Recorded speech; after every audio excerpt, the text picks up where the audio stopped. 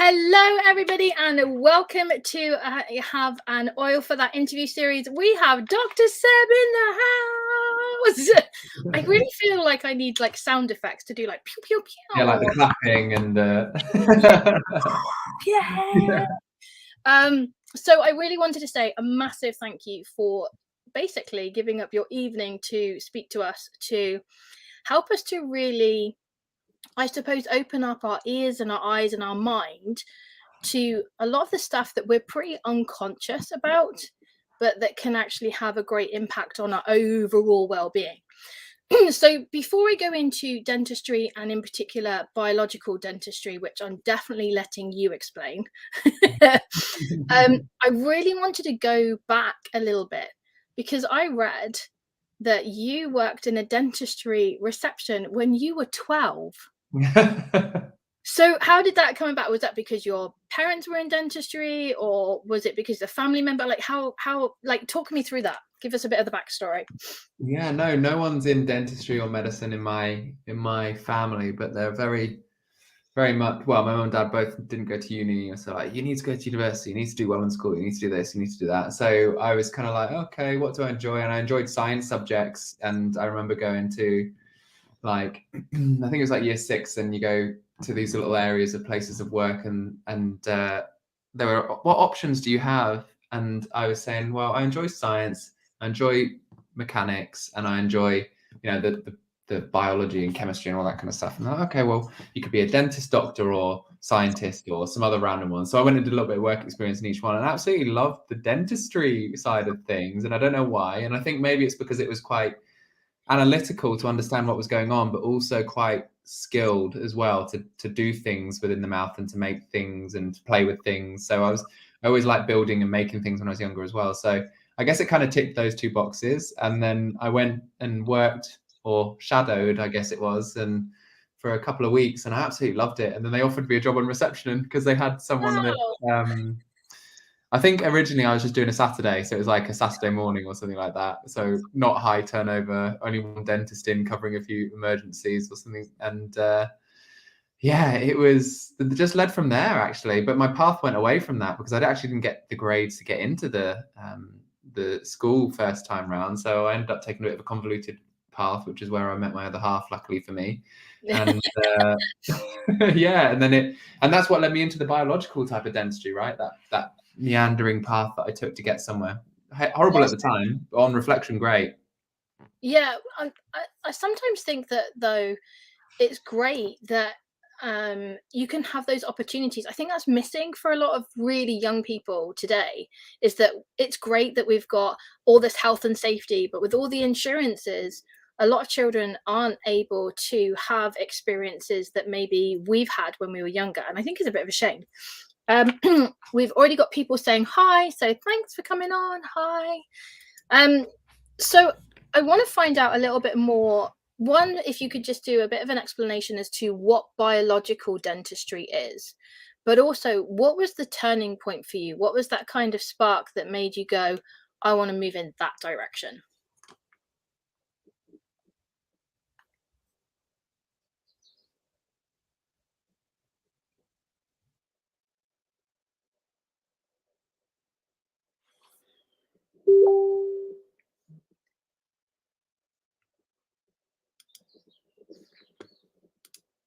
We will have Dr. Seb back in just a second.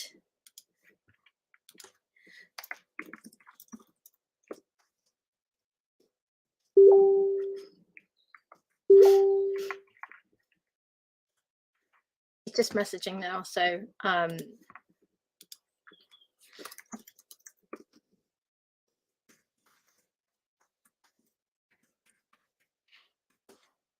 we'll find out if he can jump back in. We might have to restart this.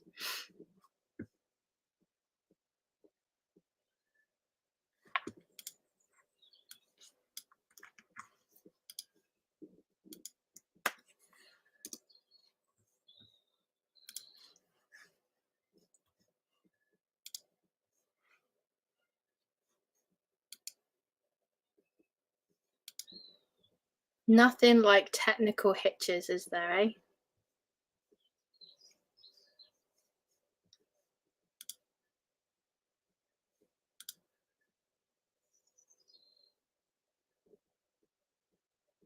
So for those of you that are just joining us, we just lost Dr. Seb, but he will be back shortly. We're just trying to get him back on. So in the meantime, if you have any questions that you want to ask Dr. Seb, then please make sure that you put them in the comments. And he's back. I have no idea. I have wired connection and sometimes it doesn't like it, so I've had to switch to Wi-Fi. Oh, bless you. So the question was, could you explain a little bit about what biological dentistry is, but also what was the spark for you? What was it that made you go, yeah, this is the direction I want to take? I think there was lots of well, first of all, I'll explain what it is. So biological dentistry is, if you're into the oils, it just resonates really because it's looking at what can be done as minimally invasive as naturally as possible and as bio compatible as possible to make huge impacts on the system, overall health and well-being in general, and how that can impact it. So for example, we don't use things in the mouth that really don't have a use in the human body, and if they do, that we try and minimize them. And even white fillings, for example, have estrogen mimicking compounds, BPAs in them, standard ones, so we try and have ones that don't have those compounds within them, because even though it's a small amount, it can leach into the system, right? So we tend to think of minimally invasive as possible and focus on what things can be done that other dentists really don't recognize that can actually impact overall well-being, such as sleep and airway and breath and the things, and how the structure and the shape of the mouth can influence that. And the best time to do it is when we're super young, because then your jaws and your airways and everything grows and develops as per the right way. But then when we're older and our bones are a bit more solid and dense, we say, how much can we influence that? And so yeah, it's a huge remit. But the pillars for me are infections within the teeth and gums, managing them and reducing them, and looking for things that, screening for other areas of the mouth that aren't really screened. So we take a big X-ray just to see everything, just to make sure there's nothing hidden away. We take look for the biocompatibility in the dental materials within the mouth, and then we try and minimize gum bleeding, gum health, oral hygiene health, how optimum that is, and food nutrition as well, alongside using natural products to support it. And then obviously the breath and the airway is another huge section. So that's like kind of the 4 pillars of foundational dentistry that we do. And then of course we can always, I always say, get that right. And usually when all those things are in balance, the aesthetics then come afterwards, because it looks how nature intended. And that's always the foundational thing. And a lot of patients don't really say, oh, I want veneers now, or I want composite bonding, So it's because I think when you feel good, you look at yourself in a different light as well, from an emotional perspective and a confidence perspective. So it's about treating the inner. Like the teeth are like, how you smile depends on how confident you feel about your teeth. I agree. But I mean, I've been following you and your lovely wife for a few months now, and when I first came across some of the information that you shared, it was literally like, because not once did I ever think about sleep being connected to your jaw. So just explain a little bit about that, because I'm sure I'm not the only one. No, well, gosh, where do you start? I think you start from birth and nutrition, being pregnant, and tethered oral tissues, which could be a lip tie or a tongue tie. And if a baby's got a lip tie or tongue tie, they're not going to feed very well because they can't create that seal. And if they've got a lip tie, they can't actually milk and produce the effort to release the milk. So now you said, what's that got to do with breathing? What that does is the action of that grows and develops the upper jaw, because you'll say that's the front teeth, or in a baby, obviously just an arch. You want the tongue to go up and back to milk it. And then that pressure is constantly growing and putting forces on the dental arch to grow. And when you get a nice wide dental arch, you actually, if you've got teeth that are slightly malaligned or a little bit crooked or coming inwards, you've got to imagine that you've got 2 bones holding those teeth in your upper jaw, your maxilla. And if they're in line like that, you can see how it domes upwards. And obviously, where does the dome go? It's in your nose. So it then obstructs your nasal passages. So it's harder to breathe through your nose. But not only just breathing air in through your nose if you've got a high palate, but also the little sinus tracts that go to each and every one of your sinuses. they then can restrict and tighten, and obviously then you've got a threshold for it more likely to be blocked if you have a cold or inflammation or anything like that, which, the sinuses are so important that we're finding now that, we release nitric oxide in our sinuses, and that's what calms our system, rests and digests, and helps us really regenerate. So, and this is all stemming from, breastfeeding and feeding in the normal way, and then feeding in the right position, and lip tie, tongue ties. And then even if we do all of that, and like I've had parents where they're breastfeed for 4 years, for example, to get that jaw growth and development, but then the kids have a really bad cold for a period of X amount of months, and they turn into habitual mouth breathers because they can't breathe in their nose. So then you have to retrain and get the kids out of the habit of mouth breathing and getting the tongue posture to the roof of the mouth and get swallowing in the right way to ensure that full genetic potential is unlocked for the jaw development, and ergo the nasal development, and then back of the throat airway development. Because if you've got a narrowed arch, not only do we struggle to breathe through our nose, but our tongue can't live in the roof of the mouth. And if the tongue doesn't live in the roof of the mouth, where does it go? Back into the airway. So then you have struggle to breathe when you're asleep at night on your back. So all of these things are connected to our oral hygiene habits and tongue posture and swallowing, and we call them myofunctional habits is the fancy word. But it's it's crazy really. And this has only been, I think I came across this only like 4 or 5 years ago, but I was like, everyone needs to know this because no one's get taught it. It's hard enough to get your dentist to teach you how to brush your teeth, let alone, all of this stuff. Yeah, absolutely. And often I also find, and we are going to talk a little bit, I am going to talk a little bit about more on the brushing and the routine of how we can make sure that we're taking care of our oral health. But I'm so fascinated with this connection with sleep, because sleep is so incredibly important to all of us. If we don't have great sleep, it has massive knock-on effects. So what can someone do that may have sleep problems, that maybe they're habitual, they breathe through their mouth when they're sleeping? As an adult, what can they do to try to ease that so that they can get a better night's sleep? Well, it's, I think always try and do the best you can. And, we've got great tools in the oils that we can try and unblock our nose and clear the passageways as much as possible. You've just got to be careful with air before bed because it might stimulate you. But, if you're not that sensitive, you can use air before bed. And there's obviously other oils like eucalyptus, and even some of the even balance to an effect actually lets the blood flow. So you can even breathe that in and see if that helps, and also calms you, puts you into that rest and digest state. So just making sure that you can clear the nose before bed. Now, I actually go as far as wearing nasal dilators in my nose to hold my nose open while I'm asleep, because the thing is, if the trend is mouth taping, right? You tape your mouth to stop your mouth from opening and breathing through your mouth at night. But the problem is, if you can't breathe through your nose, you're giving yourself sleep apnea.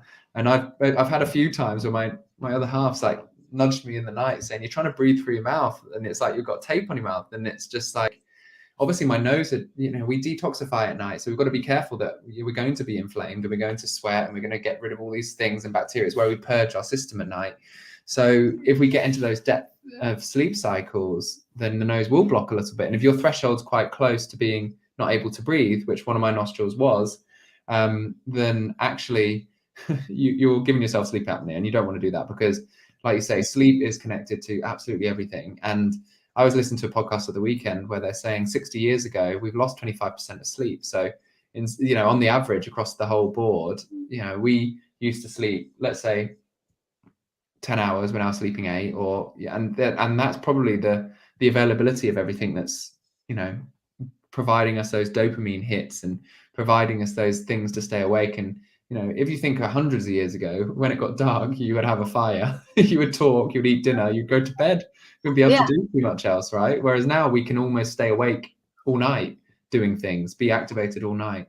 And, sleep deprivation, I think if you have one bad night's sleep, your blood flow and your metabolic rate is the same as someone with type 2 diabetes, just from one bad night's sleep. So sleep is so important. I think, for me, it's the hidden epidemic of everything. And if we don't ensure that we have an awesome sleep and wake up bouncing, not every day, but, most of the time, then actually there's there's things that can be done, and clearing your nose is one, wearing nasal dilators is another, taping your mouth if you can do both of those things.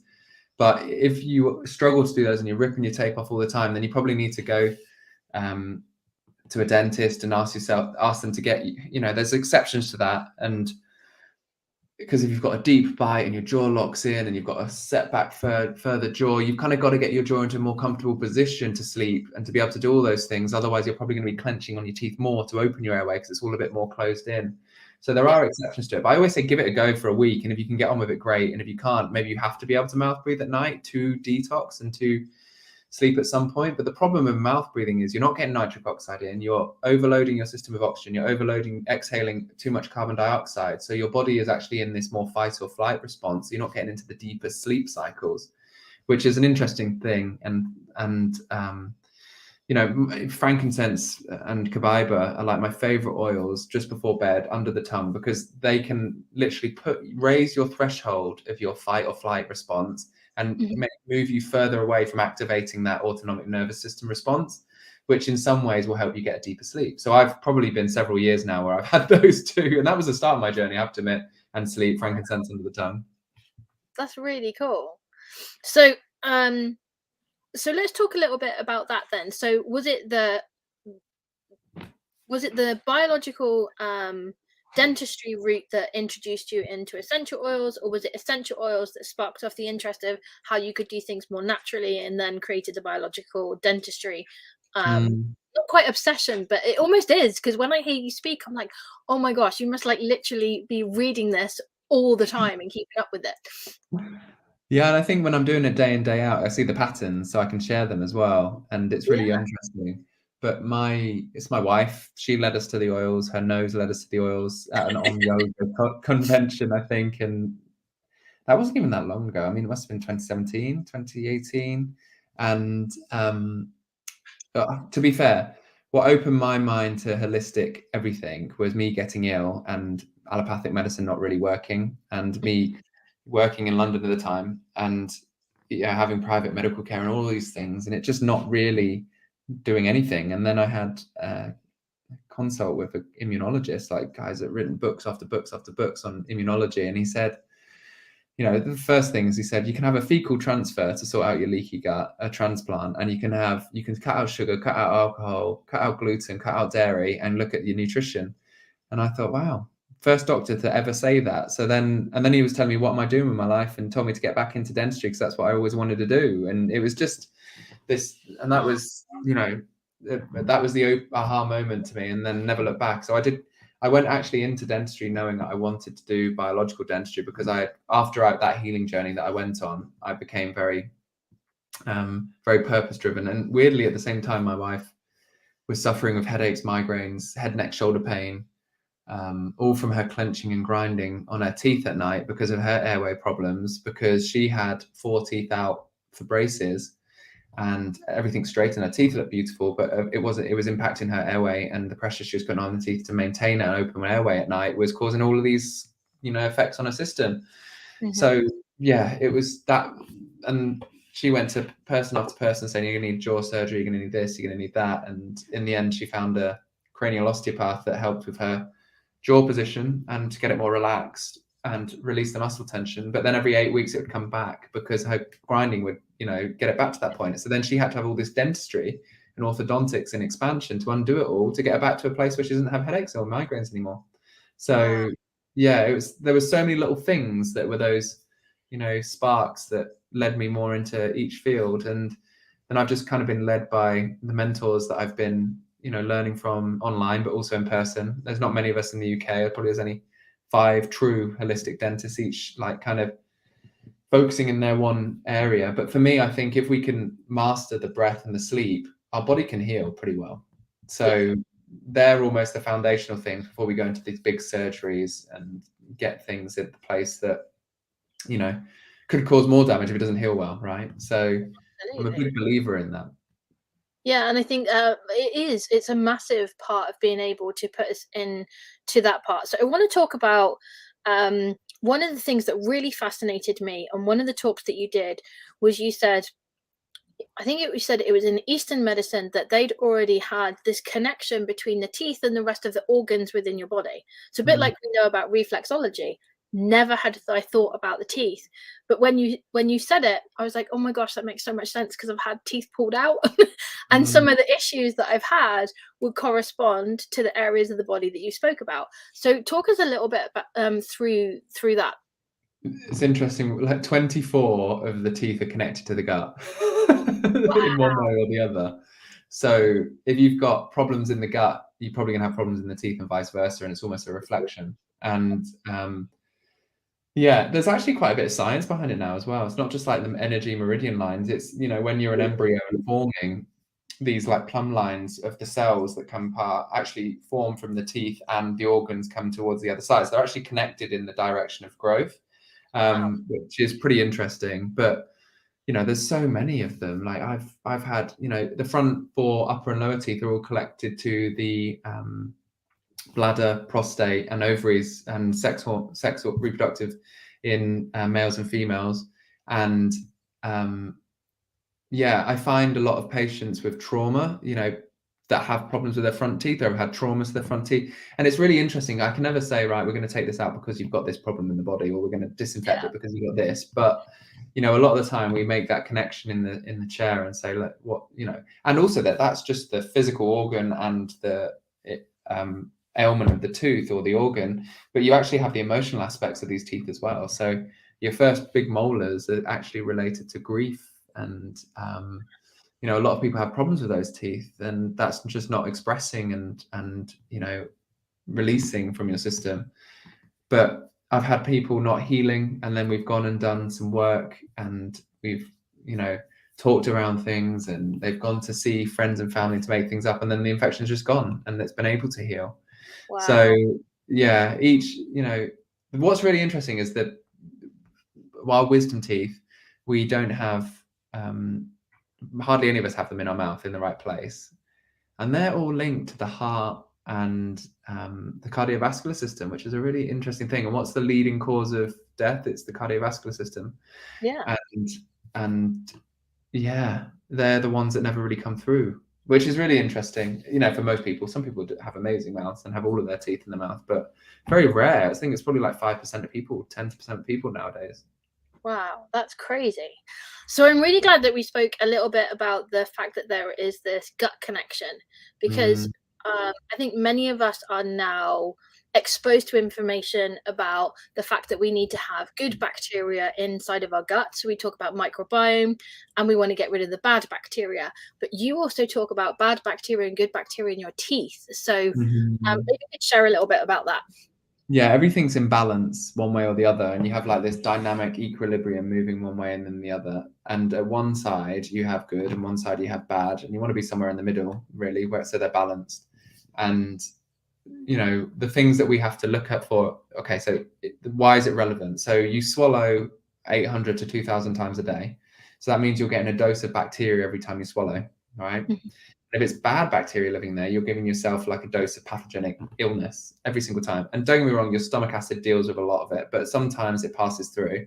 But imagine if you were just getting good swallowing all the time. You're feeding your body good nutrients, good bacteria, things that are going to help with the gut flora, help with the balance within the gut, lower inflammation. And you know, some bacteria have actually been shown to reduce histamine levels in the gut, and you know, because they absorb a lot of the other toxins from other bad bacteria. So if we actually maintain our oral hygiene to be optimum and to go for things that we want to promote good, healthy living bacteria in there, then actually we're getting a dose of very good probiotics every single day, well, 2,000 times a day.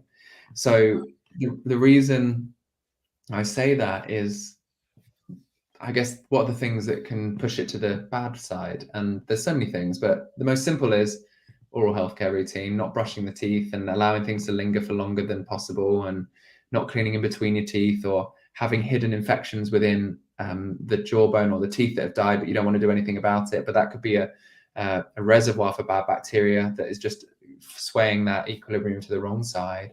But likewise, it could be the metals that are in your mouth if you have metals, because you know, fungus, bacteria, those type of things have a high affinity for metals within the mouth. So there's the balance of that, and then there's also the balance of silver fillings which have mercury in them. And if you think about mercury being like a antibiotic, and if you've constantly got an antibiotic in your mouth, only bad bugs can survive that. So then the bad bugs are the ones that survive and replicate. So then you're pushing it to that side as well. And then if we're breathing through our mouth, we're drying out our saliva, we're stopping the remineralization process, we are preventing the plaque from being washed away, and we're allowing calculus to be stuck to the teeth because it gets hardened and sticks to your teeth, which causes inflammation from within your gums. And then you have your immune cells fighting off plus bad bacteria, and then you get this inflammatory reaction in your system as well. So Wow. all of those things add fuel to the fire. And then if you're on top of it swallowing all day, every day, as we do naturally, then you're dosing yourself up with the wrong thing.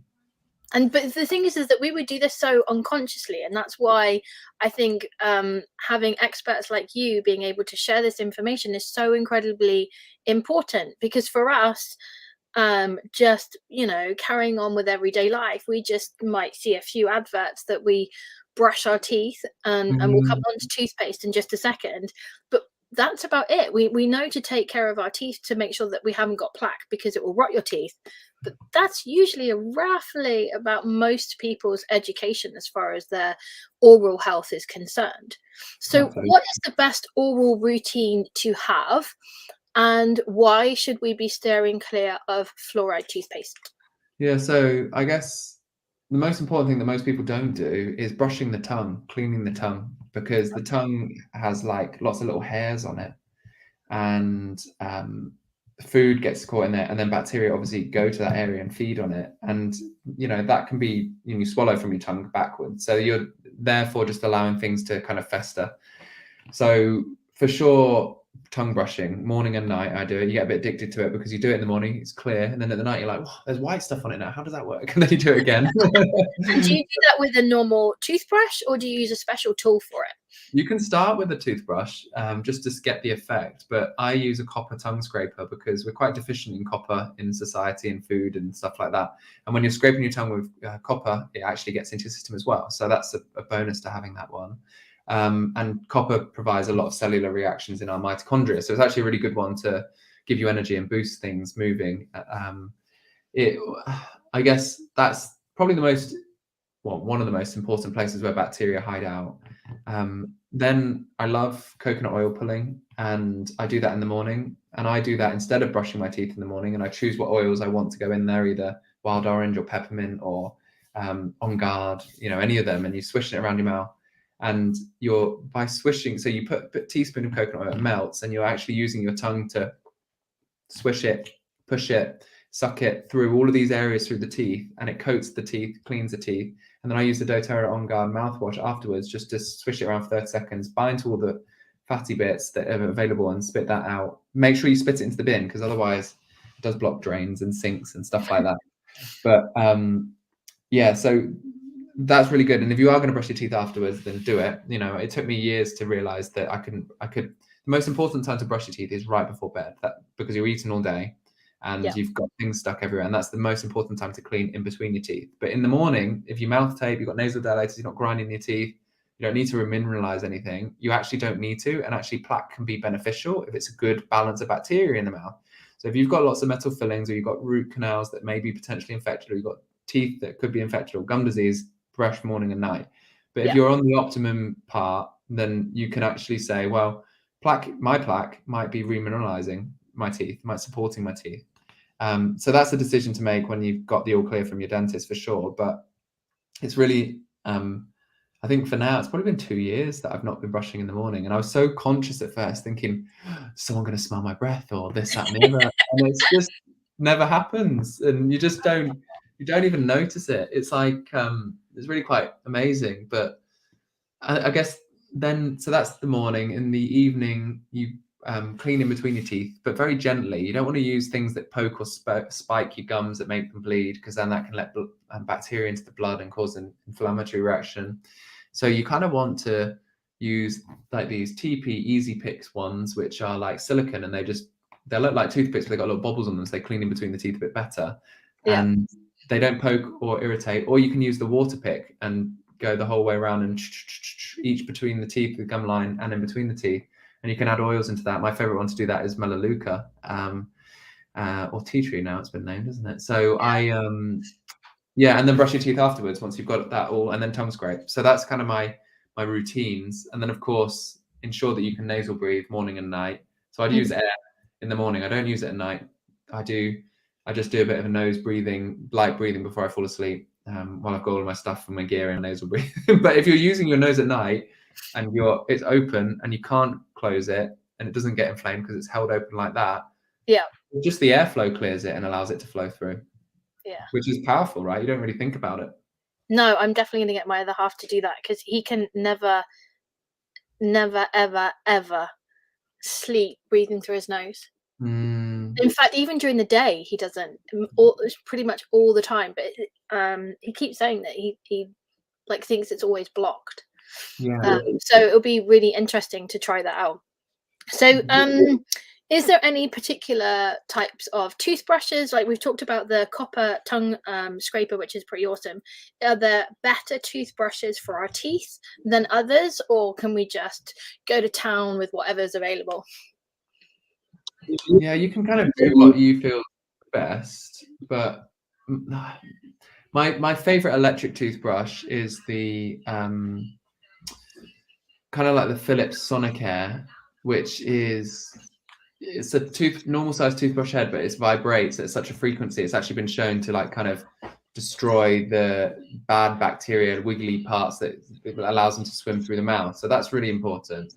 If you're worried about your gum health and how hard you brush your teeth, there's a really good manual toothbrush called the Curaprox, which is like a German brand, I think, from memory. And it's like a microfiber cloth, but for toothbrushes. So it's got like 7,600 bristles or something, and you don't have to brush your teeth hard at all. It's really, really light. And when you're doing it, it kind of afterwards your whole like teeth squeak like you've had an electric toothbrush. So for me, it's absolutely amazing, and that's really good for people that are worried about recession of gums, or worried about the thickness of their gums, or worried about bleeding gums, because you can ensure that you're not going to do it badly at all. And it's pretty much a foolproof plan. So Curaprox if you're worried, but my favorite is the Sonicare Philips one to brush my teeth day in, day out. But I take the Curaprox to go away, traveling and stuff like that. If I'm away, I don't worry. Take the big electric one everywhere. That's cool. And what about children? Because we have a lot of parents in the groups and on the pages, and also on the YouTube channel. So what's the best thing to do for children? And PS, if you want to take up cool uncle kind of responsibilities to help my children actually brush their teeth, I'm all down for that. I mean, I was just going to say that the most important thing is that they brush their teeth. It's honestly, I must say this, but I must say it at least twice a day. And I've got 5 girls, but 4 of them are still at primary age. So twice a day, every day, to each child. One day it'll stick. Yeah, it's just brushing them. I mean, you almost want to do things that are gonna, help them be entertained by the brushing technique. So you can get apps and timers and songs and all of those type of things. I think Oral-B do a good one. Yeah, I quite like that idea. And what about toothpaste for them? Because I want to touch on, so why should we be avoiding toothpaste that's got fluoride in it? So fluoride obviously is a bit of a byproduct and is a toxin for your system, but it does strengthen the enamel, because your teeth are made of calcium hydroxyapatite, and when you eat food, have acids in the mouth, anything like that, it starts to dissolve a little bit because it gets into acidic environment. And what the fluoride does is it bonds to the tooth, and it creates something called fluorohydroxyapatite, which is actually stronger than calcium hydroxyapatite. But the problem is it gets everywhere, it gets into your blood, gets into everything. So if you're not going to use fluoride, the best thing to do is have a toothpaste with hydroxyapatite in it, which is the natural version of that. So then you can just brush your teeth and feel more confident about it, and even paste it on the teeth afterwards if you want to and you like the taste. For me, yes, it has its place, fluoride, for strengthening teeth, but you've got to weigh up the risks of what could that be doing systemically, and if it's worth it, you know. And it's been proven to, you know, cross the blood-brain barrier in some cases and stuff like that. So neurological function. I think there's even been studies that show lower IQ with kids that are in fluoridated water areas and things on average, which is, you know, you don't know whether it's causative or not, do you? Because they, you know, it could just be as a demographic of the area, you know. But for me, it's not worth the risk. So you don't need fluoride if you haven't got decay, and if you have a good diet, and you don't, you know, and when I say good diet, I'm not being super strict. I mean, you know, Yeah. 90-10 rule, you know, you're good 90% of the time. And let's not forget the tooth health is not just related to sugar and fluoride. It's related to mouth breathing, clenching teeth, grinding teeth, vitamin content, mineral content, good nutrition, good microbiome. So fluoride and sugar is just influencing, you know, 2 of the 9 things. So if you influence the other 7, you can be a bit more lackluster on the other ones. Excellent. Before I had the doTERRA toothpaste, I used to make my own. Yeah. And now I'm not sure if that was the right thing to do, but it used to be made from coconut oil, bicarbonate of soda, and then peppermint oil. I actually preferred it with spearmint because peppermint sometimes is a little bit too strong. And so, is that a good thing for your teeth, or if you're using that all the time, is that not so good? It's good in the fact that it's natural and it doesn't cause problems, and it's a little bit abrasive, so it stops with staining because of the bicarb and things like that. It doesn't have anything to remineralize your teeth in. But let's not forget, our saliva remineralizes our teeth as well. So if we have good nutrients, minerals, trace minerals in our system, we will excrete it into our saliva to help our teeth mineralize, because the teeth are, you know, priority really, your bones in your teeth. And if you, I think it's, you know, some patients that are super sensitive to things like SLS or even like the natural versions of it, you know, they make their own and they've got great gum health and teeth health. And actually some of the best gums and teeth I've seen are, you know, people that you just use salt, you know, and salt and coconut oil. And it's just like amazing. But I use the doTERRA, that's what I use now. But maybe that's more for ease for me because I don't give myself time to make these things. But my wife, I Ali, really like the does. doTERRA one. Even my children will actually use that one, which really helps. And my teeth feel really good. And I know that the coconut oil, like you mentioned about the oil pulling, when you first do it, it feels really weird, but afterwards you kind of really like how it feels in your mouth. Yeah. And there was another tip that I saw from one of the other videos that you shared some information on. And I think one of the tips was, after you've eaten food, if you just swirl water around your mouth, and I started doing that, I was so surprised how much stuff comes out of the water. Yeah, Which amazing. obviously otherwise would have been stuck in my mouth for a long period of time between brushing or drinking or eating. So simple but so effective, right? Yeah. And yeah, yes, it's stopping the bacteria, the food from allowing bacteria to like feed on it, but also you're actually neutralizing the environment again, because like you say, when there's food in the mouth, it reduces the pH to a more acidic effect, because the bacteria in your mouth also digest the food. And when it's broken down, it becomes more acidic. And then it's the acidity environment which starts to dissolve the enamel layer on the teeth, which needs to be remineralized by saliva or something like that as well.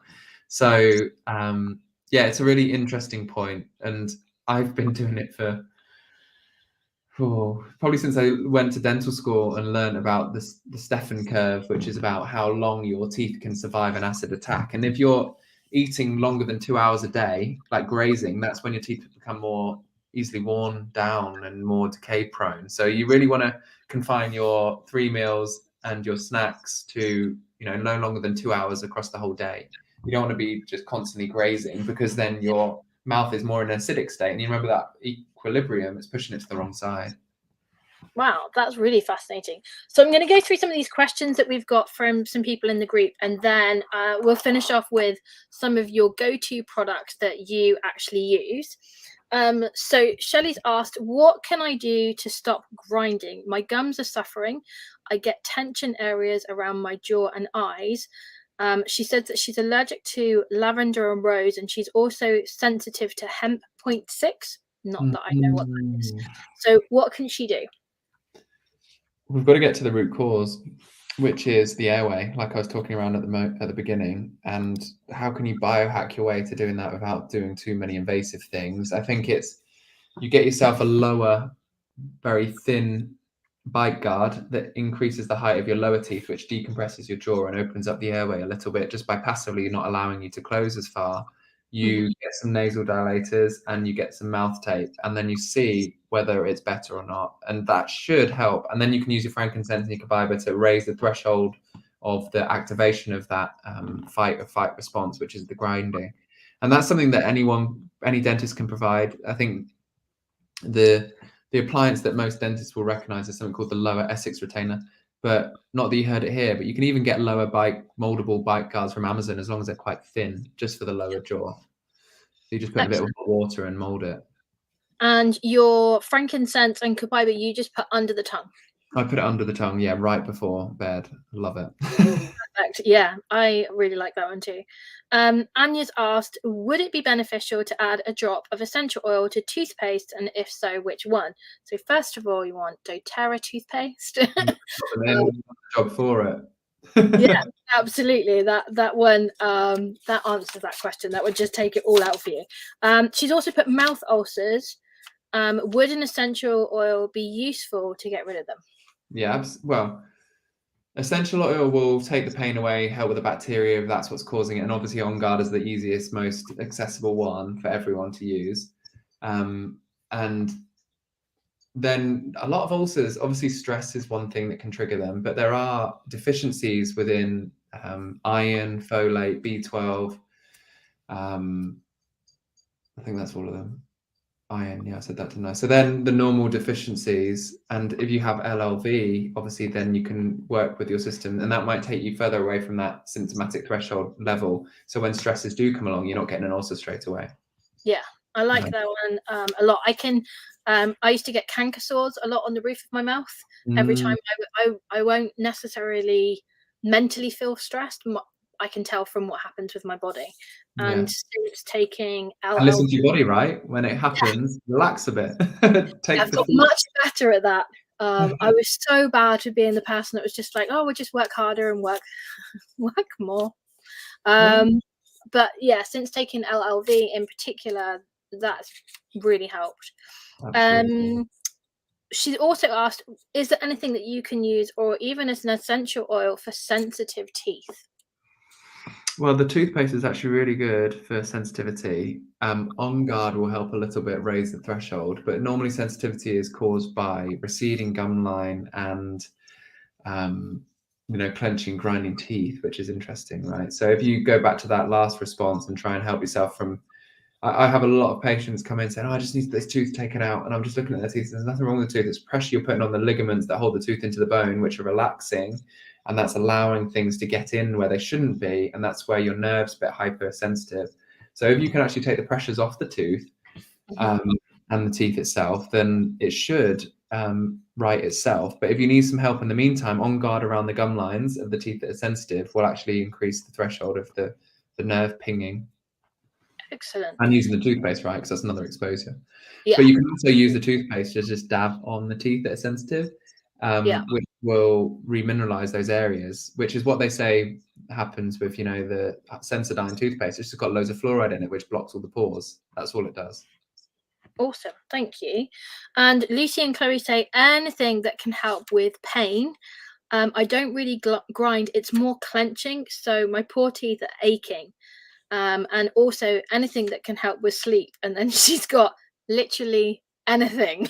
So I'm presuming sleep is a big issue for her.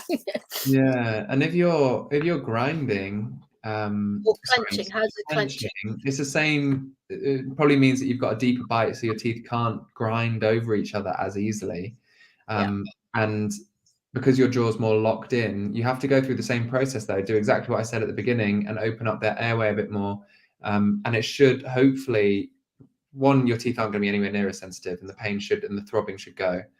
And two, your sleep should improve because your body then knows it's safe to sleep and you're not going to be suffocating yourself at night.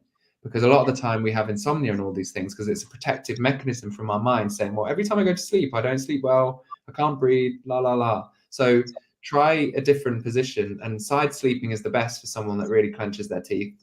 So I don't know if you can or not, but give it a go, because back sleeping allows gravity to pull everything backwards, which is sometimes cause all these problems of airway collapsibility. Yeah, and you also mentioned something before about the amount of pillows that someone uses that can also restrict the airway. So if you can just explain that part.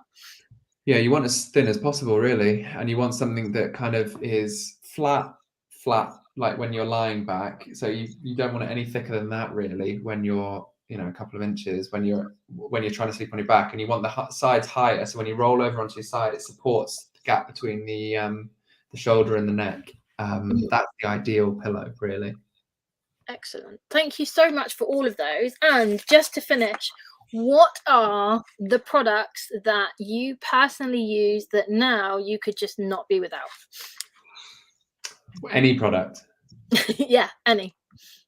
So Terrazyme, because of I have it on an empty stomach in the morning, and I have it when I'm eating naughty foods, and it just makes me feel comfortable out doing things like that. So that's a good one. Just to clear the system and make me feel good.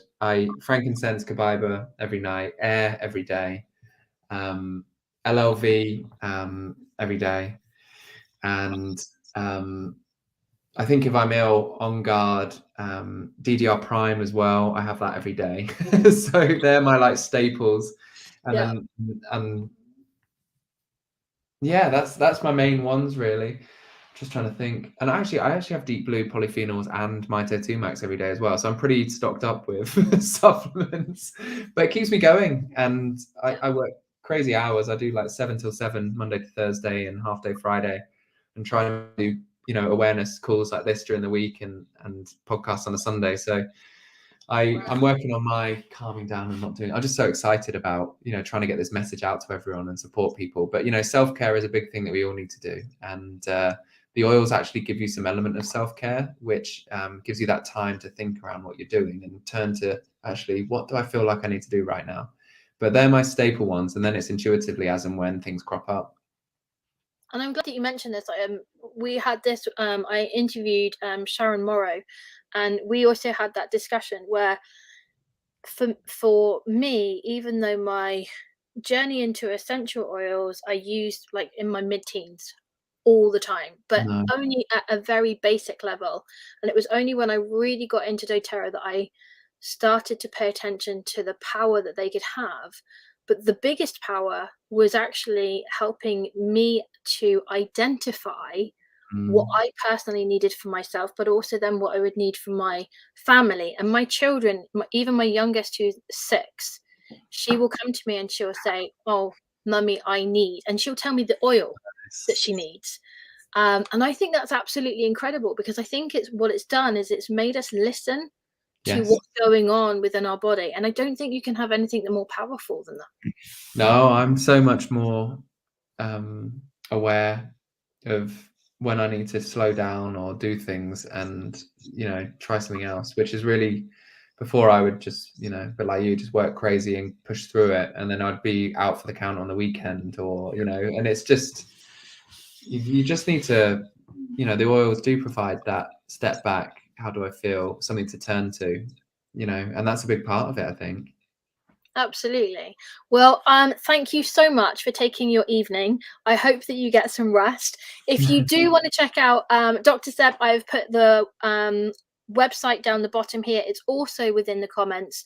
You can go and find out all the amazing work that he's done. You've also got a routine that actually people can do on the website as well. I saw that. So if you do want to find out how to take care of your oral health, then I highly recommend that. And also do give him a follow on Instagram. So you can find him on instagram.com/biological_dentist. Seb, thank you so much for honestly, I appreciate it massively. And long may your career continue and the amount of information that you share whilst resting in between. Thank you so much. And thank you for doing what you're doing and getting all this good work out there. So I appreciate that. More than welcome. Well, have a great evening. Take care. Hopefully speak soon. Thanks very much for tuning in, everybody. Any questions that you might have, just pop them down below and I'll make sure that they get answered for you. Have a great evening. Take care. Bye. Bye.